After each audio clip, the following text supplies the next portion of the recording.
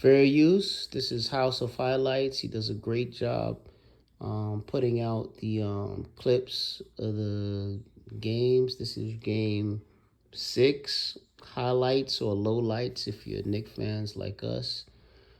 It's me and Josh. We're gonna go through this debacle. This one hurt. Let's go through it real quick. Again, fair use. This is from House of Highlights. This is game 6. Knicks versus Pacers. We're gonna comment on it and what we see, and let's go. Defensively and get into Halliburton. Crew chief James Capers, referee Tony Brothers, umpire Taylor Ford. The for the Knicks. Nice screen and roll. Brunson. Halliburton with Siakam. He's got a couple of 30-point games. Right there, again, the Knicks not communicating, not calling out switches. Nesmith right under the basket. Terrible defense, but that one didn't really kill him. Knicks played pretty good in his first quarter. Great move by Brunson. That's probably the easiest shot he'll take all night. It's going to be the easiest shot he takes all night. Now look at this. Right there, Nesmith all in Brunson's face after the shot. The Knicks need somebody on that court to immediately give Nesmith a shove or a push and let him know, back up off our captain. When you don't do that, you set the tone for the rest of the night. And that was the rest of the night with these Knicks against these Pacers. They had Nembhard. They had Nembhard all up on Brunson, all in his grill, all over him. No Knick got in between, gave him a shove, nothing. And listen, the refs let him get away with a lot of hacking. But let's just play it.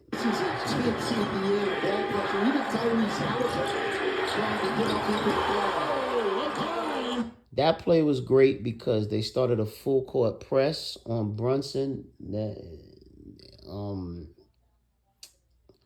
Nesmith was on him all the way up, but they broke the pressure.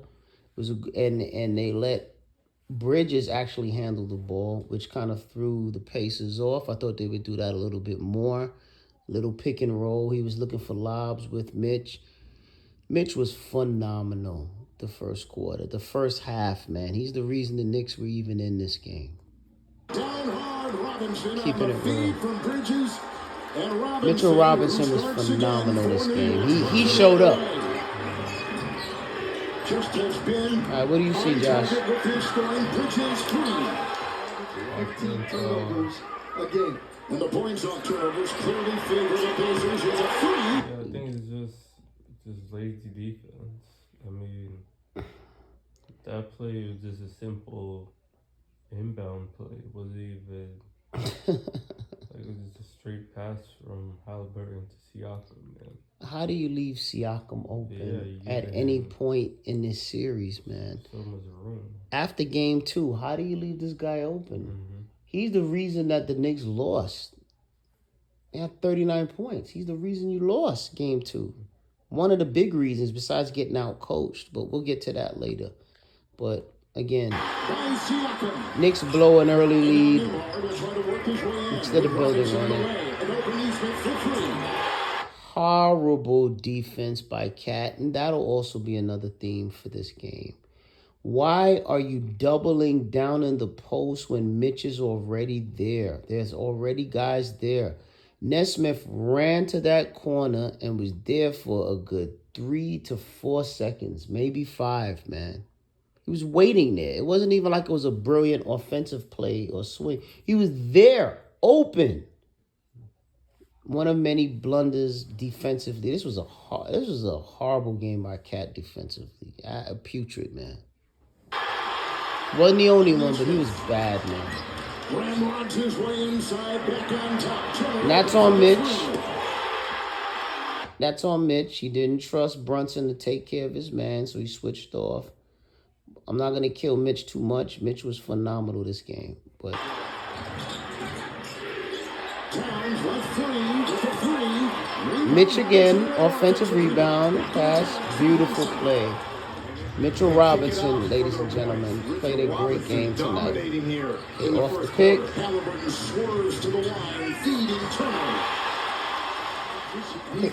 Good play. Could have been offensive, but good play. That could have been a foul call, but we weren't getting calls in this game. You knew that was going to be the case.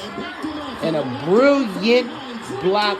I remember I went berserk when I saw this block. Brilliant block by Bridges, man. Oh, good heart, good hustle. Great shot by the captain. Still a 2020 game. Hey, we got a Shamit sighting. Shamit should have been playing in the playoffs since the Pistons series. Shamit should have been playing regularly in the Celtics series. For Tom Thibodeau to start really playing Shamit big minutes after being down 2-0 is inexcusable. For Tom Thibodeau to go to Shamit after game 2 because of what Campaign did. Campaign had one of the worst playoff games I have ever seen a Knick play in that game 2 against the Pacers. And that was all Tibbs. Tibbs kept him out there despite the fact this guy was playing awful. Despite the fact. This guy was doing like primetime Shaq in the Fool moves. Dribbling the ball full court, off his foot, not even looking for a teammate. Stumbling, bumbling. Neesmith just looked at him like, yo, I didn't touch him. And he went out of bounds, turned the ball over on his own, unforced. And then the coup de grace, that UFO three-pointer, one of the worst. I think it was worse looking three-pointer than the Halliburton magnet ball three. But anyway, I digress. I digress. Again, terrible play. Again, leaving Halliburton wide open in the lane, man. Instead of staying on him. Shamit moving without the ball. That's what the Knick offense should be regularly. Great pass by Shamit. Again, back-to-back great plays. He should have been playing in these playoffs regularly. Tom Thibodeau was absolutely schooled by Rick Carlisle in the art of using your bench. It is a team effort and win. Teams win championships, man. Teams. When that Heat team played that year, that where they brought LeBron in, the year they finally won against OKC, it was the Mike Millers of the world hitting threes coming off the bench. Dagger threes, dagger plays, man. It was the guys off the bench that helped, man. That was changing momentum of the game, man. Every team, and I said this earlier in videos that I posted. You guys can go back and watch. I said it, man. The biggest worry I had with Tibbs, teams like OKC, teams like Indiana, teams like the Pistons, when the Pistons was giving us problems, man. The Celtics team, these guys played their bench. They didn't wait till they were in an 0-2 deficit to start to extend the bench. They played their guys. Their guys had confidence. That's why they were able to play strong. That's why the Knicks were always tired of to have games like that game 5. What was it? That game 5 where we got blown out the building against the Boston Celtics. This was a horrible series for Tibbs. Horrible, man. Horrible. I think the only good game he actually coached was the game 5 win in the Garden. The rest of the games, he was horrible, man.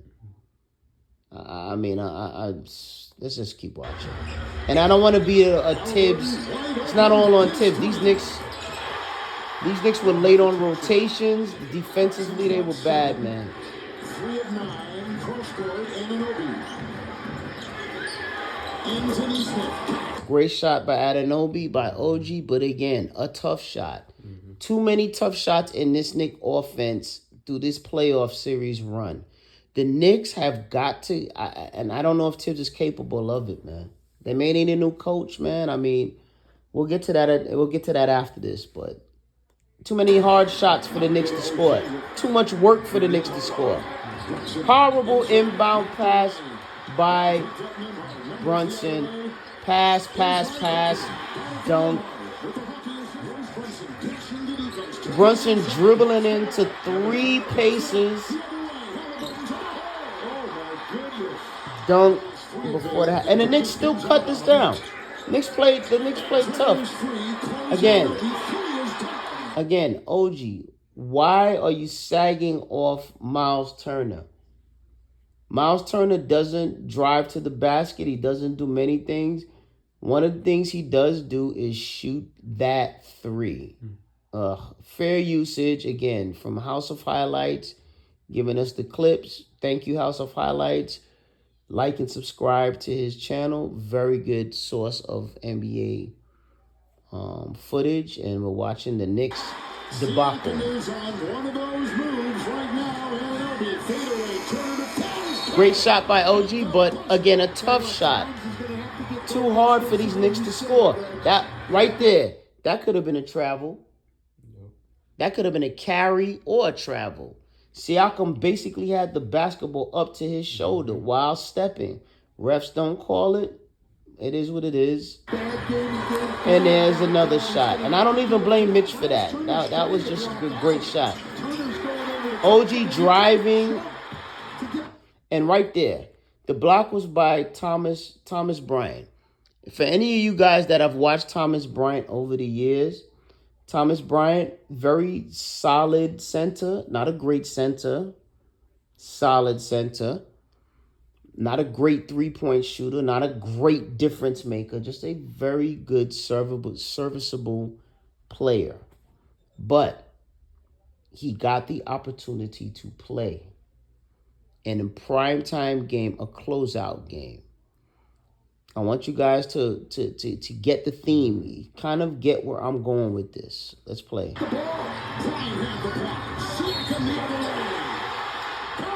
That's a 3-point swing right there. 5-point swing, really. Now here come Bridges. Again, Mikal Bridges working a lob off with Mitch. Why isn't Brunson doing this more? You have a consistent lob threat with Mitch. They have to respect you as a driver. They got to double you. Mitch is open all day. Brunson has got to become a better point guard with better point guard instincts in this offseason. You need to distribute the ball more.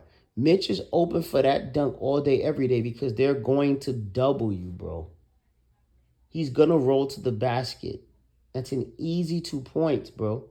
Mitch is one of the best field goal percentage shooters in the NBA, man. You got to reward that, man, when he's single-handedly keeping you in the game the first half with deflections, with rushes, with offensive rebounds. I think Brunson has a lot of soul-searching to do this offseason, man. He averaged like 5 assists for this series, bro. That is inexcusable for a point guard, man. Inexcusable, man. And that's why they're advancing, man. Halliburton, when he's on, 14 assists, 12 assists. I mean, everyone on that team touches the ball. Everyone's energized. Everyone wants to play defense because they know they're going to get a chance to touch the basketball and be involved in the play. Anyway, let's keep going. Okay, here's Brunson trying to work through the screen. Takes the 3. Now this play bothered me, man. Awful play. One, it was a lazy screen, show out screen by Bridges. He gave up on it. Brunson stops his dribble by the 3-point line and then tries to dump it in with 3 paces there. A wide open OG Anunoby in the corner. Instead of doing that, he should have called Towns up for the three for the pick, run a pick and roll with Towns. I, for the life of me, do not know why pick and roll, pick and pop, and I've said this a million times. I'm a broken record, but I'm gonna say it. Why wasn't there a pick and roll, pick and pop with Karl Anthony Towns and Brunson consistently for this entire season? There's no NBA defense that can stop them if they run that consistently. None. Towns can roll. Towns, we definitely know, can pop. And Brunson can roll and pop. They would be unstoppable. That's what we dreamed about. That's what I dreamed about when we got Cat. Instead, we get a horrible pick and roll where Bridges gave up on a pick and just cut to the basket quick. Brunson stops his dribble, doesn't even look at Towns, doesn't even look at OG, tries to force it in between three defenders. Let's go. Here we go. Here's Halliburton. You know he makes the right play to the wide open Nesmith. Right there. I mean, I think Towns was fouled on that, but Towns has not been getting it, and he didn't get any whistles this entire series. I've never seen a player that's an all-star caliber player, and probably maybe he's gonna probably be a second NBA, second all team. Never get calls. I've never seen a future Hall of Fame center like a Karl Anthony Towns. Never seen him not get calls. I ain't seen anything like this since the NBA refs had it in for Allen Iverson, man, and wanted to kind of punish him, and they just completely just looked the other way, swallowed whistles on him, and it took him finding out through another ref that it was being done on purpose to kind of teach him a lesson. Karl Anthony Towns gets absolutely no call. He has to get knocked to the ground. But as much as I think the refs have been unfair and it cost the Knicks a lot in this series, I think Karl Anthony Towns' low IQ, wretched defense was a huge culprit for this Knicks loss. I put it with Tibbs first. I put Towns' defense second. And Brunson's inability to get guys involved and make high IQ plays third. But let's just keep going. Thomas Bryant again. Look at Thomas Bryant sprinting. Goes right out to the three-point lane. Cat late. Do you see how fast Thomas Bryant was running to that three-point lane? Off the rebound, he was sprinting right down that floor. And I'm going to make this point real quick, ladies and gentlemen. Thomas Bryant's in the game. Thomas Bryant is what their backup center. He's their third big man off the bench. Who's our third big man off the bench, Joshua? Our third big man off the bench. Who have I been yelling and screaming at Tibbs to play throughout these playoffs? Precious Achiuwa. Can you say his name again? Precious Achiuwa. Precious Achiuwa. In the series last year against Embiid, the game we went to when it was crunch time in the fourth quarter, who had a clutch block on Joel Embiid? That was one of the most pivotal parts of that game, that fourth quarter in the last minute and a half. Precious. 2 minutes. It was Precious. Precious Achiuwa played great in the Pacers series when we were shorthanded. He has come up big in the playoffs when called upon, and this man refused to play this guy any kind of legible, solid minutes. Meanwhile, Rick Carlisle brings in Thomas Bryant, plays him in crunch time minutes, plays him in pivotal moments, trusts him to take shots and to make plays, and he rewards him for that trust with really, to me, the most pivotal part of this game was Thomas Bryant, man. When he came in, he had the confidence because he had gotten reps, and he just made plays. Your bench players can't make plays if they don't get time off the bench. They can't make plays if they don't get reps, if they're not comfortable shooting, being in the flow of the offense in a playoff game. Yeah, I think another thing is that also with the bench, it's like these teams scheme and have their scouting reports on the starting lineup. Yeah, If you throw in a bench player that they haven't really had their scouting report let's on, go. it Yeah, it, it throws them off. It adds like an X factor into whatever game plan they had that they didn't expect. excellent point. I can't.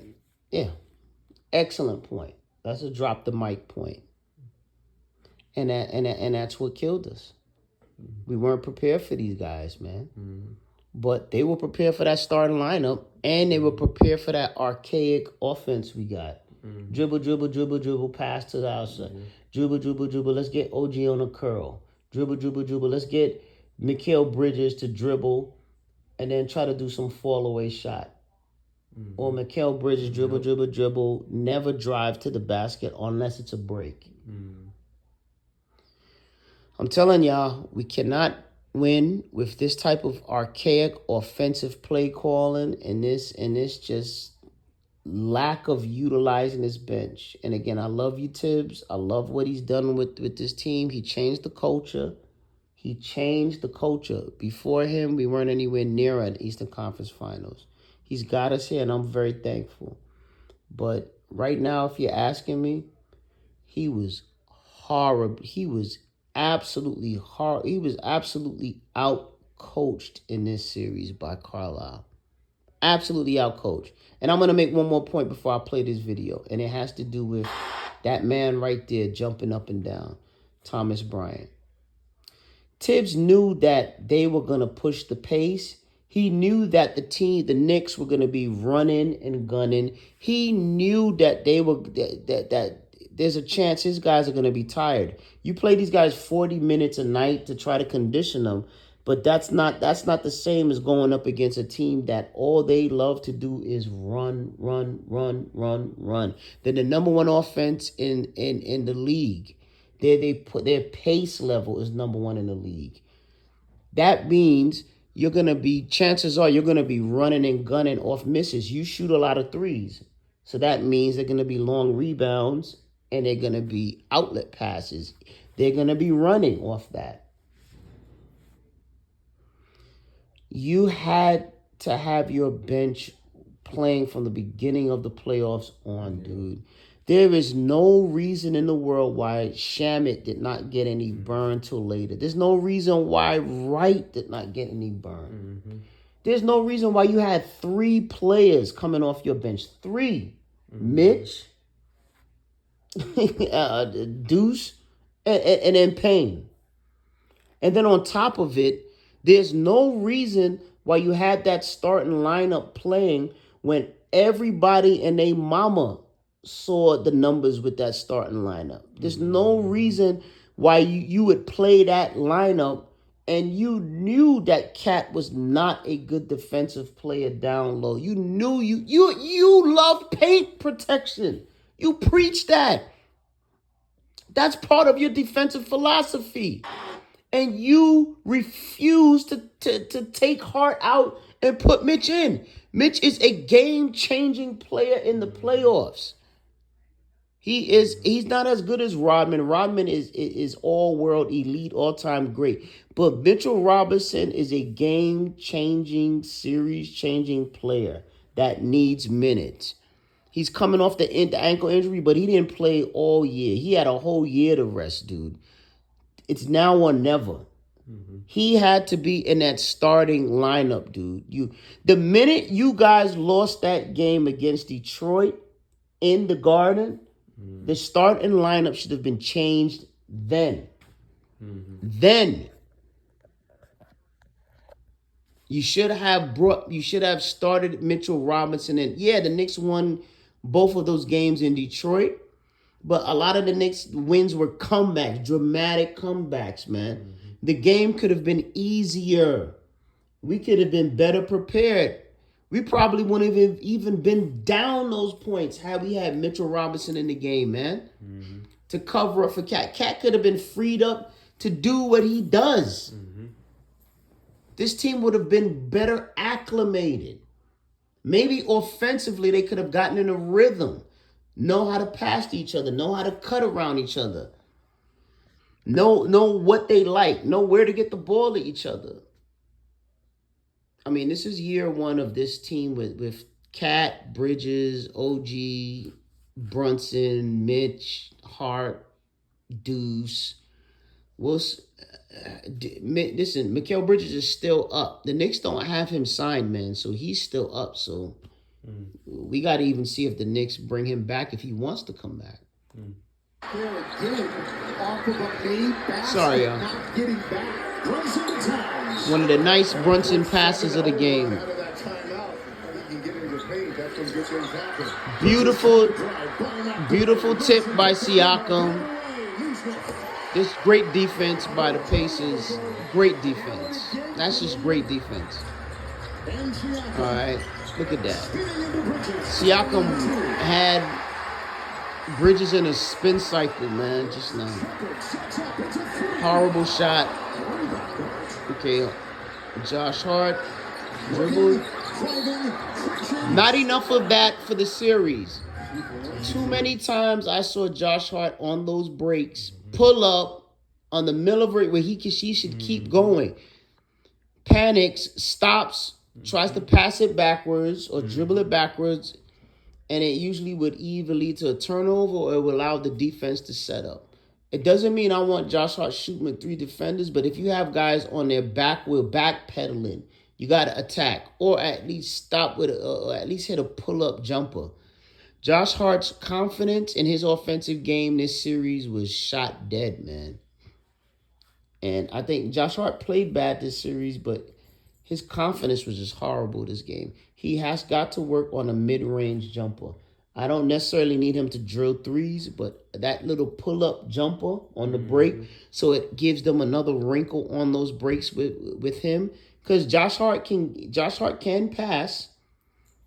He broke the triple-double record for Knicks this year, for our team this year. So he can pass. He just needs to add a pull-up jumper to his game along with work on his three-point shot. But Hart has to become more confident. He has to get better, man. He has to. He destroys fast breaks way too much with stopping and indecisive. And then he'll try to force the pass into someone who's covered, and it's a turnover. Fast break the other way. Let's play. Fair usage. Let's play. Obi killing us again. You know Obi's loving that against Tibbs. That's the only bright spot, man, is congratulations, Obi. Always love you, Obi. Once a Knick, always a Knick. Do your thing, my brother. Wish it wasn't on my team, but what can I do?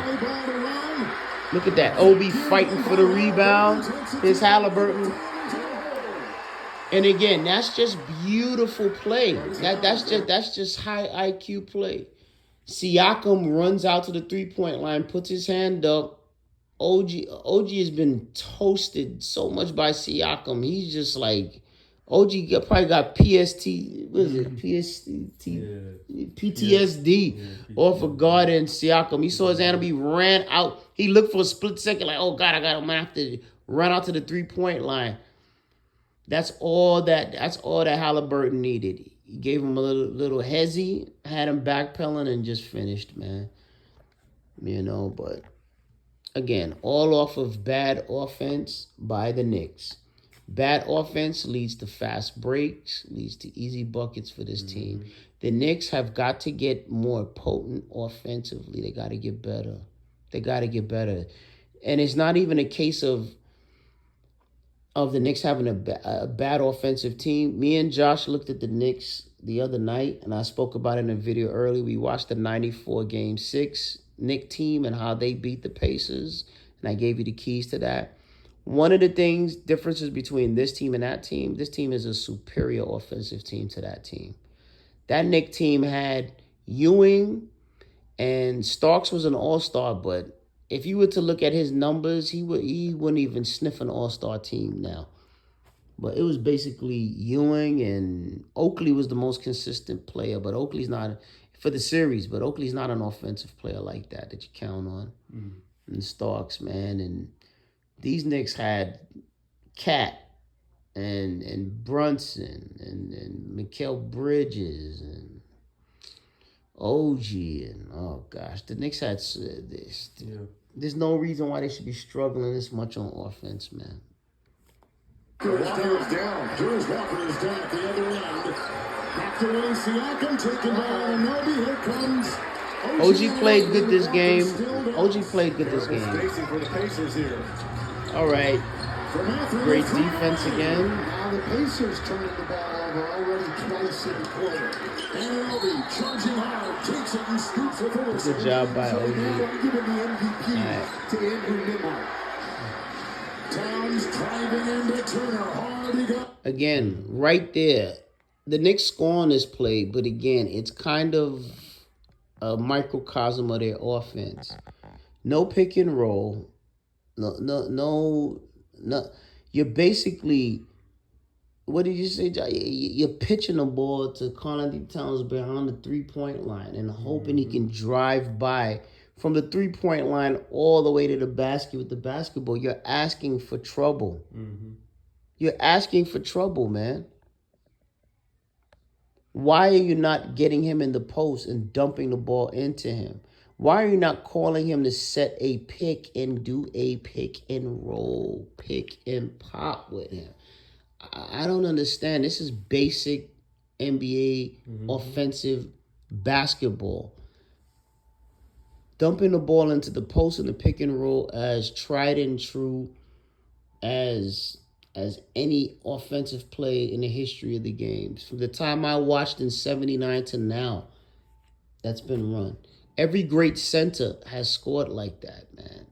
And Towns is so good on the pick and roll. He would be unstoppable. He would be like Karl Malone. Stockton, man. They made a living. They went to the Hall of Fame running the pick and roll. Malone became the number one, became the top 3 scorer all time. At one point, Malone I think he was right behind Kareem for the second most points ever scored in the game. I mean, and Stockton was right there for assists as the assist leader. I think John Stockton might still be the all-time assist leader. Yeah. All off the pick and roll. Just saying, Brunson, Towns, maybe a coach next year that will stress that, add that wrinkle in oh God, add it in training camp, make it a must. Just saying. Just saying. All right, let's look at this. Towns switches on Halliburton. Good shot by Halliburton. Towns put his hand up, but good shot. Okay, here comes the pick and roll again. Same shot. Towns does not put his hands up, but just looks at him. Even though Halliburton just hit similar shot on him. That puts them up 14 with 6:21, and that's all you roll. Karl-Anthony Towns made a ton of bonehead plays. From that play to the play, honestly, the first quarter play where he left Nembhard wide open, running into the lane to double off the penetrator when Mitch was already there. Nembhard ran out to that three-point line on the right-hand side and stayed there for 5 seconds. I don't know, man. Whatever coach, because I don't know if Tibbs is coming back. I don't know if they're going to bring him back. I really don't know. Leon loves him. I appreciate him, but I don't know if I think Tibbs has brought them as far as he can take them. I really don't know if he can bring them to that next level. I don't know if I trust him to do it. I do not trust him to make adjustments or change his style of coaching or hire an offensive coach to bring new wrinkles to this life support offense. I mean, basic offense. I don't know if he'll hire a defensive coach to come in to help him add new wrinkles, because He's supposed to be a defensive coach, but all the Knicks do is switch, and they get killed on these switches, man. All I see the Knicks do is switch. I don't see them man up. I don't see them challenge guys to guard their own man throughout the game. I don't see them throw zones to switch it up, to give them a new look to try to throw them off balance. I mean, this is ridiculous, man. This is ridiculous, man. I mean, these are layups for Halliburton. Layups. Yeah. Towns has been back all night. He can't get stops. All right, let's look at this. Here's the pick. Again, Halliburton right down the lane. Hart offers no resistance. Brunson flashes out, but then steps away, which puts Bridges off. Bridges, I think, thought Brunson was gonna commit to the switch, so that leaves him behind Halliburton. Just complete miscommunication. Knicks give up a huge layup at the most worst times possible when the game is already being out of reach. You can't make it up, man. Long three by Towns.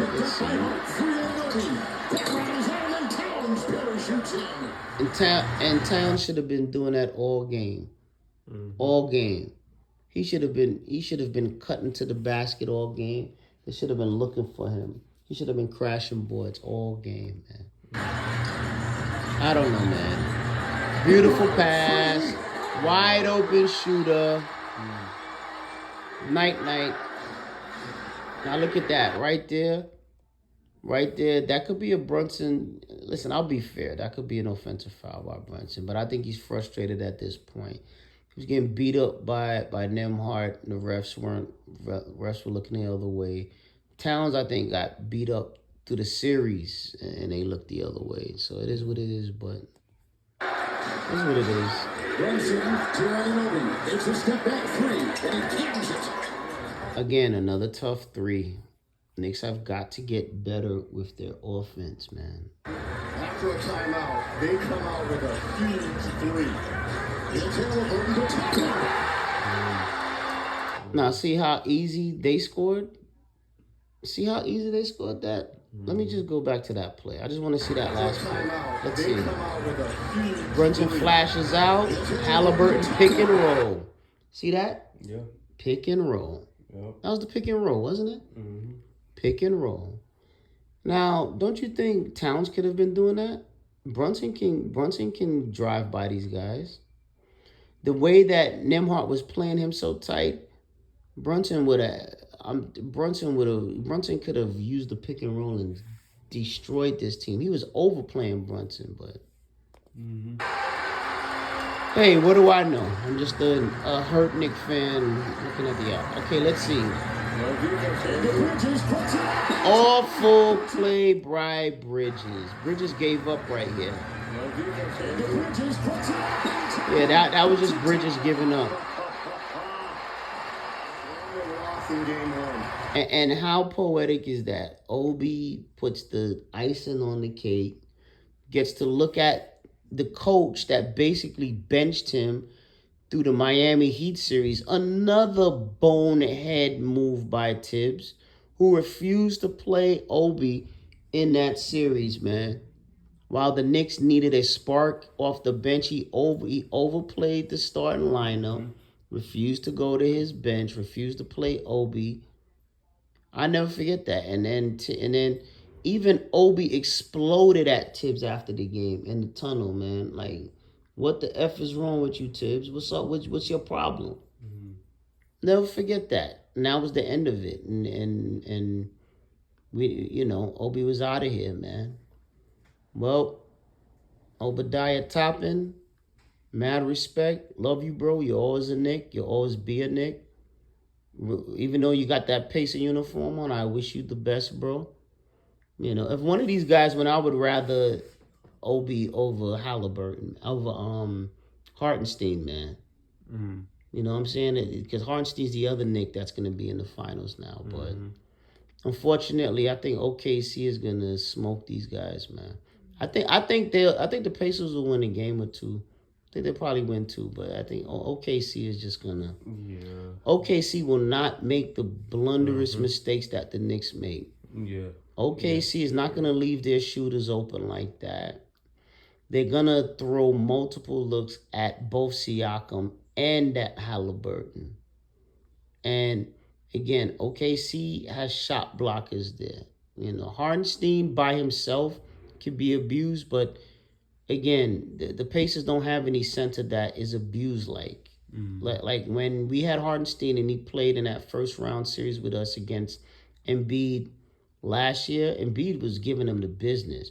Mitch was making it tough for Embiid until Embiid did that dirty, disgusting play and purposely yanked Mitch's ankle out of the socket. So I think Hardenstein by himself can be shaky, but with Chet Holmgren there, that's gonna be that team is gonna be tough. And they got length, they got guards, they got Caruso. Oh my gosh, they can throw Caruso on Halliburton. Then they could throw Williams. Williams, man. Oh my gosh. And honestly, Shea is he's one of the few two-way players in the NBA that's at a top level two-way player in the NBA. Real MVP to me. So let's finish it up. There you go. Dagger.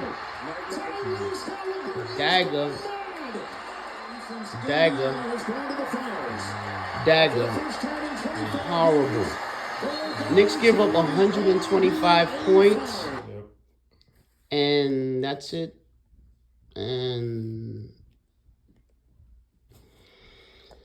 all right. Let's just we're here. Welcome to Visible. No, let's welcome to nothing. I'm not very happy. Recap. I'm gonna say this quick. We'll post a little bit, maybe later tomorrow. Great season. Proud of you, Knicks, for giving us the season you did. You fought hard. You beat the Celtics. I never imagined you'd beat the Celtics. So you did that. You were able to knock out the defending champs and advance to the Eastern Conference Finals.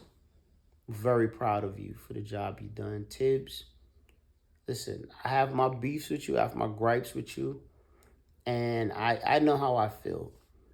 I don't know. I don't see this team going further, but that doesn't diminish how I feel about you as a coach and the gratitude I have for you as a coach getting us to this point. I think it's been a great ride with Tibbs. We went from a garbage pail team to a team that made it this far. So thank you, Tibbs. Thank you, Brunson, for a great year. Thank you, Kat, your first year here. It was an interesting year, Thank you, OG, you were healthy. Thank Yahoo, you were healthy for us for the playoffs, dude. So this was a great run with you. Bridges, thank you for your first year service with this team. Shamit, I wish you would have got more playing time in these playoffs, bro. I know you had that. I knew Shamit had that type of ability. You just needed to be played, man. Precious, I don't think you're going to be back. I wouldn't blame Precious if he didn't come back. Why would he want to come back to this team? This coach refuses to play him in the playoffs, man. Even though he was there for this coach and showed up last year in the playoffs. So I doubt we'll see Precious back, bro. I doubt that, man. I'm just keeping it real, man. And I think that's pretty much it, man. I mean, painful way to lose the final game, get blown out down the stretch, horrible turnovers, bad offense, unimaginative offense, defense that just so much lagging. Cat, you got to work on your defense in the off season, bro. I don't know, man. I don't know if you need a new coach to really get it through to you. I don't know, but it was a good first year. Listen, you made an All-Star team with us first year. I mean, last time we had an All-Star center was the captain Patrick. So I'm very proud of this team. Sad, hurt that the season is over. It was a great ride. Thank you for the excitement you gave, and let's go Knicks, and let's see what's ahead, man. Let's see what's ahead for next year. We'll get into that a little bit more. Josh, you got anything you want to say? Closing, man. Yeah, just repeating what you said. Great job to the Knicks with being able to throughout the season overcome the challenges that they faced, and still at the end of the day still being able to prove doubters and haters wrong. Yeah, a lot of haters out there, man. You know, they still at the end of the day, that was a great series they played against Boston, where they were able to do something most teams in the NBA can't. So, I mean, yes, it's disappointing how they went out to the Pacers. It's not what we expected of them, especially coming out of that Boston series. But, I mean, it just goes to show just still the amount of growth and room for growth they have, and that they have to go through in order for them to become a championship level team. So, I mean, that's pretty much it. You know, job to the Knicks. See what they have coming during the off season, if they make any moves or anything. Yeah. Well, this has been it from Fan Pros, man. I mean, this one was painful, man. I'm not even gonna lie. This is the fourth straight year under Tibbs. Well, not the fourth straight, but the fourth time under Tibbs as a Knick coach that he lost to a lower seeded team. Second straight year we lose to the Pacers. I mean, the first year I was like, "There's no way we should lose to this team. If we were healthy, we would have beat them." You couldn't tell. I knew that. We played much better. We played way better than them last year. This year, I mean, the Knicks were always behind the eight ball with this team. And then the first game we came back and dominated. And when you lose a 14-point game with 3 minutes left, it is virtually impossible to get over that type of a loss, man. Yeah. Not even the worst team in the league, the Charlotte Hornets or the Washington Wizards. We said it earlier, me and Josh. Not even they would lose a game like that, bro. Let alone an elite level team on their home floor with some of the best fans and the best arena in the world, bar none. The top 3 places to ever play. The Knicks got a lot of soul searching to do. I think Tibbs is now 4-10 in elimination games, which means he's as good as dead. We're as good as dead if we're in an elimination game on the Tibbs. And it's a lot of those games. That's out of 14 games, 10 times we've been in elimination, which is kind of showing you now where we've lost 10 times. 14 times we've been in elimination games with him, and we've lost 10 of them, which pretty much shows you we're usually playing from behind a lot. And we're doing it to seeds and to teams that are not as good as us.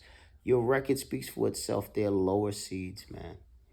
So it's a lot of soul searching to do with this off season. You know, I mean, they need a new voice, man. Yeah. They need a new voice. They did this. I love Tibbs. I appreciate Tibbs. I'm thankful for Tibbs. I know there's a lot of Tibbs supporter. I've been a Tibbs supporter. But the one thing that Tibbs has always had about him that he's never changed is he has been very stubborn, and this man refuses to admit if he makes a mistake. I think I said it I think I said it the last video we had where we looked at the last game that they lost in this series, where me and Josh did analysis. Pat Riley, the great Pat Riley, could at least admit if he made a mistake. I've heard coaches many times over say, during the press conference say, you know what, I have to, that's on me. Maybe I could have done a better job with that. Tibbs, I may have heard him 3 or 4 times in the time he's been here ever admit he made a mistake. I've heard him do the cliche, oh, I got to do a better job coaching. They got to do a better job. But I haven't even heard that I got to do a better job of coaching recently. I haven't even heard that in a while, man. Yeah. I just think he's just way too, I think he's way too prideful and stubborn. I think he will never have an assistant. He'll never hire an assistant coach to run the offense. He just won't do it. His pride is never going to allow that. And defensively, he lauds himself as a defensive coach. So he'll never switch up what he's doing. The league knows what he runs. It's not a surprise. Doesn't catch him off guard. The Pistons, the Celtics weren't off guard. Neither were the Pacers. I tell you, man, if Tatum didn't get hurt and Porzingis was not sick with that mystery illness, who knows if we would have beat the Celtics. I picked the Celtics to win it, but that was based off of health. Yahuwah gave us a huge break with both of those guys hurt and sick. I mean, we could have easily been eliminated first round, really, against the Pistons. The Knicks lost 2 games in the Garden, man. Under Tibbs, this team has not been a good Garden team. They've blown leads. They've lost too many games. And Knicks fans paid too much money to come see that team play and to blow games in the first round to the Pistons. To lose the first game and get destroyed by the Celtics. And to have a team come back after a 14-point lead and beat you in game 1. And then you drop game 2 right after that. And the first game hurt. The game 2 one was so disappointing because I never in my wildest imagination would have dreamed they would have lost. I don't even remember a Knicks team dropping 2 straight games to start a series at home that they had home court advantage for as long as I've watched the Knicks. I got to look back at that to see if I don't ever remember seeing that.